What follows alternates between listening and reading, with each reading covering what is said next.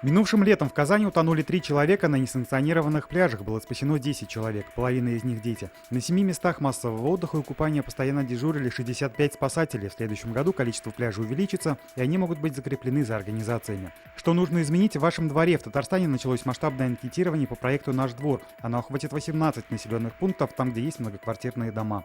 Инвентаризация уже прошла, теперь определиться с выбором нужно жителям.